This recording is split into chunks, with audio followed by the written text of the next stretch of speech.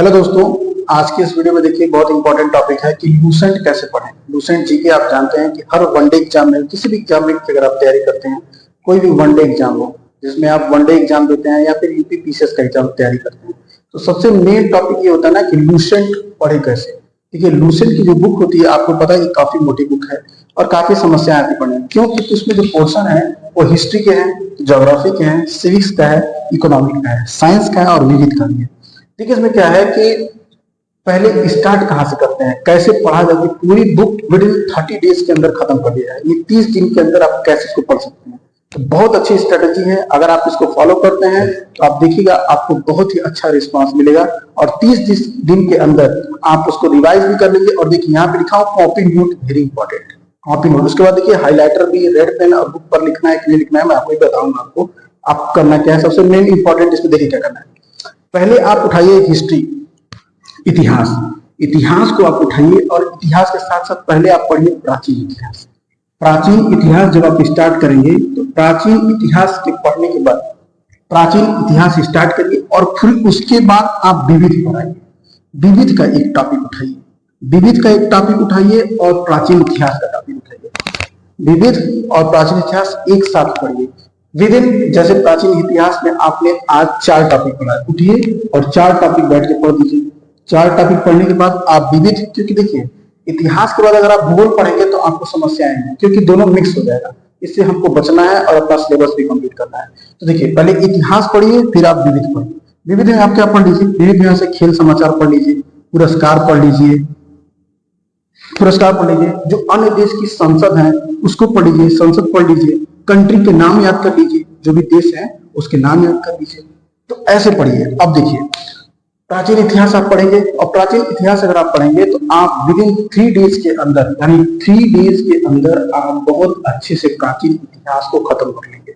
उसके बाद आप आइए मध्यकालीन भारत पर। मध्यकालीन भारत काफी इंटरेस्टिंग है और काफी मजा भी आता है पढ़ने में। अगर आपको समझ में आ जाएगा तो आप बहुत अच्छे से इसको समझ लेंगे और बहुत अच्छे से कर लेंगे।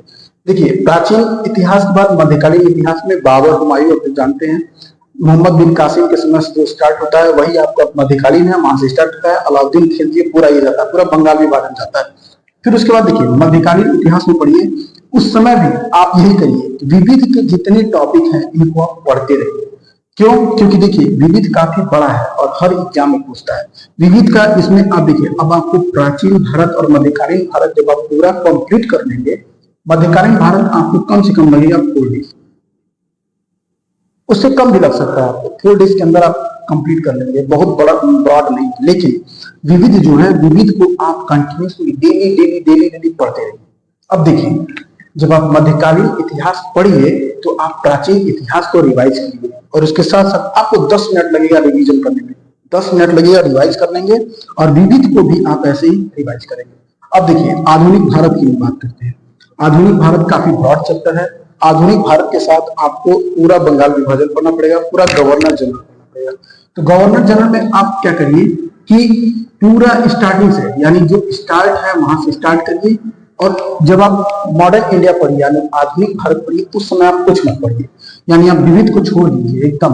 विविध को सिर्फ रिविजन करिए, कुछ नया मत याद करिएगा, सिर्फ विविध को रिविजन करिए। क्योंकि जो आप इतिहास और मध्यकालीन यानी प्राचीन और मध्यकालीन जो पढ़ चुके हैं उसमें आप सिर्फ विविध को क्या करिए, रिवाइज करिए। आगे देखिए आधुनिक इतिहास कंप्लीट हो गया। अब देखिए, अब हम आते हैं भूगोल पे। इसको आप यहां तक कंप्लीट कर लिए और देखिए टोटल आपको ये भी 4 डेज देंगे, तो टोटल आपको कितना दिन हुआ, 12 डेज आपका कंप्लीट हो गया। यानी 12 डेज में आप पूरी हिस्ट्री पढ़ लेंगे।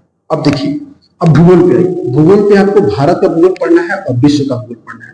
सबसे ज्यादा एग्जाम में जो क्वेश्चन पूछता है वो आपको भारत का भूगोल से पूछता है। भारत वनडे एग्जाम की अगर आप तैयारी कर रहे हैं तो वनडे एग्जाम में आपको सबसे ज्यादा भारत के भूगोल से क्वेश्चन पूछता है, वन लाइनर क्वेश्चन में। अभी आपको मैं बताऊंगा कि पूरी बुक की वन लाइनर क्वेश्चन कैसे बना लेंगे और पूरी तरह से तैयार कर लेंगे। थोड़ी सी वीडियो लंबी होगी लेकिन आप देखते रहिए। देखिए, भारत के भूगोल में आप भारत यानी साइज एंड लोकेशन से स्टार्ट करिए। साइज एंड लोकेशन से आप यहाँ से स्टार्ट करिए और पूरा फिजिकल फीचर ऑफ इंडिया सब पढ़ते जाइए लाइन से, इंटरेस्टिंग लगेगा। उसके साथ साथ देखिए भूगोल को उठाइए, जब भारत का भूगोल उठाइए तो उसके साथ साथ फिजिक्स उठा लीजिए, विज्ञान यानी लूसेंट का जो फिजिक्स है उसको स्टार्ट करिए। फिजिक्स का तीन टॉपिक डेली, 3 टॉपिक पढ़िए। फिर भारत के भूगोल में जब 4 टॉपिक आगे पढ़ेंगे तो फिर आप केमिस्ट्री को उठा लीजिए, ठीक है, फिर बायो को उठा लीजिए। ऐसे करके क्या करिए, भारत और विश्व का जब भूगोल पढ़िए तो आप इसको पढ़िए, किसको पढ़िए, साइंस को पढ़िए। मैंने बताया कि प्राचीन भारत, मध्यकालीन और आधुनिक भारत के साथ साथ आप विविध को पढ़िए, और इसके साथ जब आप भूगोल पढ़िए तो भूगोल के साथ आप फिजिक्स, केमिस्ट्री और बायोलॉजी को पढ़िए। तब आप देखिए कैसे आपका टॉपिक बहुत अच्छे से क्लियर हो रहा है। उसके बाद देखिए अब 2 टॉपिक आ गए, 2 कौन सा है, भारतीय अर्थव्यवस्था है आपका। देखिए भारतीय अर्थव्यवस्था, तो भारतीय अर्थव्यवस्था में आपको ज्यादा नहीं पढ़ना है, पूरी किताब में पढ़नी है। इकोनॉमिक्स, देखिए इकोनॉमिक्स क्या होता है ना कि आपको फैक्चुअल चीजें पढ़नी होती है और बाकी सारी चीजें करंट की आती है। तो करंट तो आप जानते हैं, करंट सारी चीजें, लेकिन जो पंचवर्षीय योजनाएं हैं गवर्नमेंट की, जो गवर्नमेंट लेके आई थी पंचवर्षीय योजनाएं हैं, ये पढ़ लीजिए। जो प्रधानमंत्री जन धन योजना, कन्या योजना, प्रधानमंत्री आवास योजना, जो इंदिरा आवास योजना था उसको प्रधानमंत्री आवास योजना कर दिया गया था। तो ये सारी चीजें इंपॉर्टेंट है, इसको जरूर पढ़ लीजिए। बाकी आप करंट पढ़ते रहेंगे तो इकोनॉमिक्स आपका हो जाएगा। अब देखिए मेन चीज है आपका कॉन्स्टिट्यूशन, संविधान। संविधान कैसे पढ़े, संविधान हमेशा क्वेश्चन पूछता है। संविधान देखिए आपको क्या करना है, संविधान के लिए आपको कम से कम 7 डेज के अंदर, 7 डेज में आप संविधान को बहुत अच्छे से पढ़ सकते हैं। 7 दिन के अंदर पूरा संविधान आपका खत्म हो जाएगा। संविधान जब आप पढ़िए तो आप कुछ नहीं पढ़ेंगे, सिर्फ कॉन्स्टिट्यूशन ही पढ़ेंगे, बाकी इसके अलावा आपको कुछ नहीं पढ़ना है। ना आपको विविध पढ़ना है, ना आपको विज्ञान पढ़ना है, ना आपको भूगोल पढ़ना है, ना आपको इतिहास पढ़ना है। लेकिन आपको इसके साथ संविधान जब आप पढ़ेंगे तो आपको रिवीजन क्या करना है, रिवीजन आपको इसमें प्राचीन और मध्यकालीन, ये दोनों, प्राचीन और मध्यकालीन दोनों पढ़ना। देखिए इसलिए मैं कह रहा हूं क्योंकि जब आप कॉन्स्टिट्यूशन पढ़ेंगे तो उससे ये चीजें बिल्कुल डिफरेंट है, बस चीजें मिलनी नहीं चाहिए। अगर जब मिल जाएंगी तो आपको कंफ्यूजन क्रिएट होगा, आप परेशान हो जाएंगे। तो ऐसे करके पढ़िए। अब देखिए ये 12 डेज, अब ये अगर आप इकोनॉमिक्स पढ़ेंगे तो इकोनॉमिक्स में आप 5 डेज ले लीजिए, 5 डेज ये हो गया। इकोनॉमिक्स में आप 7 डेज इसमें ले लीजिए, 7 डेज ले लीजिए। फिजिक्स, केमिस्ट्री, बायो में आपको मैंने बताया था 7 डेज में आप आराम से कंप्लीट कर लेंगे पूरा फिजिक्स, केमिस्ट्री, बायोलॉजी क्वेश्चन का पूरा खत्म कर लेंगे। उसके साथ साथ देखिए विज्ञान, उसके बाद विविध देखिए। विविध में आपको बताया, विविध भी आपको जितना दिन प्राचीन और मध्यकालीन लगेगा उतना ही दिन में आप खत्म कर लेंगे। यानी टोटल देखिए आपके पास कितना दिन हो गया, 4 डेज, और फिर ये 12 डेज 24, ठीक है, और फिर ये 5 डेज ले लीजिए, पूरा 12 दिन हो गया। 12 दिन में 12 5 17 दिन हो गया, 17 3 20 हो गया, ठीक है, और 4 24, 24 36 31, ठीक है। अब देखिए 20 पूरा ही कंप्लीट हो गया आपका 30 डेज में। यानी आप इसको 6 डेज ले सकते हैं, 7 डेज इनफ है, यही रहने दीजिए 7 डेज। आपका टोटल 30 डेज कंप्लीट हो गया, यानी 30 दिन में आप कैसे इसको पूरा कंप्लीट करें। रिवीजन भी बनेगा, देखिए अब उस 30 दिन में आपको करना क्या है, आप जब पढ़ेंगे तो करना क्या है, बुक पर क्या आपको लिखना है। बुक पे कई तरह का हाईलाइटर मत करिए, जितनी साफ आपकी बुक होगी, देखिए जितनी आपकी बुक साफ होगी उतना भी आपको पढ़ने में इंटरेस्ट आएगा। अगर आपकी बुक अच्छी नहीं होगी तो आप बिल्कुल पढ़ नहीं पाएंगे, वो बार बार उसको आप गंदा करेंगे ना तो बार बार आप उसको रिवाइज नहीं कर पाएंगे।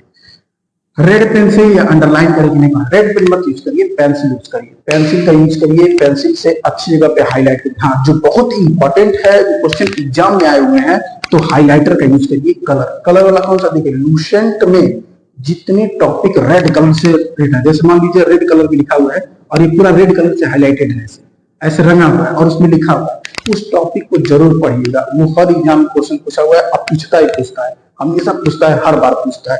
देखिए कॉपी पे नोट्स कैसे बनाए।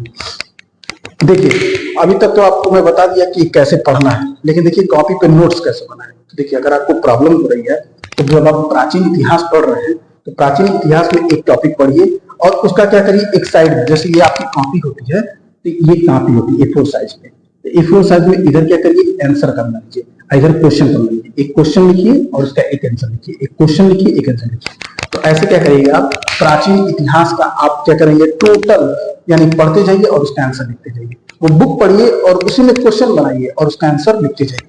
देखिएगा प्राचीन, मध्यकालीन और आधुनिक, ऐसे जब आप करेंगे तो पूरा टोटल आपका कंप्लीट हो जाएगा।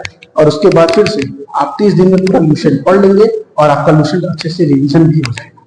आप इसको फॉलो करके देखिए। मैं अपनी स्ट्रेटेजी बता रहा हूँ, जैसे मैंने किया था, मैं आज भी वही फॉलो करता हूँ, इसी तरह मैं इसको फॉलो करता हूँ और यही मैं करता हूँ, पूरा लूसेंट आपका तैयार हो जाएगा। बाकी अगर आपको समस्याएं आ रही है तो एक और चीज, आप रेलवे की देखिए, रेलवे की एक बुक आती है, रेलवे की एक बुक आती है जिसका नाम है स्पीडी, स्पीडी प्रकाश। रेलवे की स्पीडी की एक बुक आती है। इस स्पीडी में आपको पूरा एसएसटी यानी पूरा आपको इतिहास की आती है और साइंस की आती है, यानी विज्ञान की आती है। इतिहास की आती है और विज्ञान की। इसमें पूरा आपको वन लाइनर क्वेश्चन मिलेंगे। आप पूरा क्वेश्चन पढ़ लीजिए, पूरा कंप्लीट कर लीजिए और देखिएगा इसको पढ़ने के बाद आप इसको पढ़ लीजिए, आपका पूरा सिलेबस, पूरा सब्जेक्ट सब क्लियर हो जाएगा और आपका सारा मतलब जो आप पढ़े हैं इसमें सब कंप्लीट कर लेंगे और आपका हर एग्जाम में जीके का क्वेश्चन पूरा अच्छे से। तो ऐसे क्वेश्चन को पढ़िए और फिर आपको कोई दिक्कत नहीं होगी।